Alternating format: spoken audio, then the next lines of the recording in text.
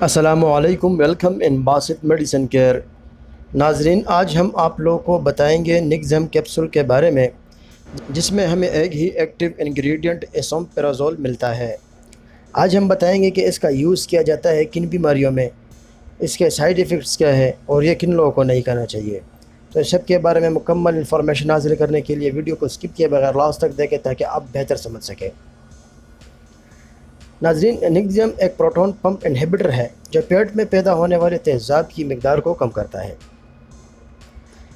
نگزم تیزابیت، زولنگر ایلنسن syndrome جیسے معدے کی تیزابیت اور دوسرے حالات، اس کا استعمال پیٹ میں تیزاب کی وجہ سے آپ کی غذائی نالی کو پہنچنے والے نقصان کی شفایابی کو فروغ دینے کے لیے بھی کیا جاتا ہے۔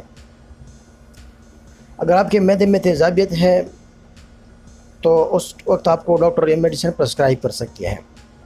ناظرین، یہ ایچ پائلیوری کے ساتھ انفیکشن کی وجہ سے یا نان سٹیرائڈل اینٹی سوزش ادویات جسے اینسیڈس کہتے ہیں، یہ ان کے استعمال سے گیسٹرک السر کی روک تھام کے لیے بھی ڈاکٹر اکثر اوقات پرسکرائب کرتے ہیں، اس میں بھی یہ دیا جا سکتا ہے۔ ناظرین، نگزم جو ہے یہ جلن کے فوری علامات کی امداد کے لیے استعمال نہیں کیا جاتا۔ اگر آپ کو جلن ہو رہی ہے معدے میں تو اگر آپ فوری طور پر اس سے چھٹکارا حاصل کرنا چاہتے ہیں اور یہ میڈیسن آپ استعمال کرنا چاہتے ہیں کہ اس سے یہ ٹھیک ہو جائے گا فوری طور پر، تو یہ اس کے لیے فوری امداد کے لیے استعمال نہیں کی جا سکتی۔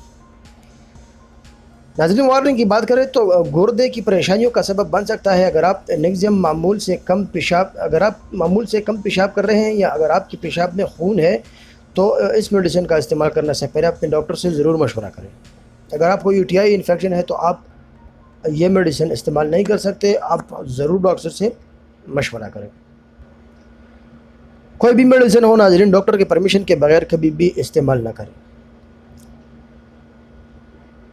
ناظرین، اس کے سائیڈ ایفیکٹس کی بات کریں تو اس کے استعمال کرنے کے بعد ہمیں جو ممکنہ کامن سائیڈ ایفیکٹس جو زیادہ تر مل سکتے ہیں، جو زیادہ کامن ہو سکتے ہیں، کامن سائیڈ ایفیکٹ میں اس کا سر درد، اسہال، متلی اور پیٹ، بھوک میں کمی، قبض، خشک منہ، عمومی غیر معمولی ذائقہ اور پیٹ کا درد محسوس ہو سکتا ہے۔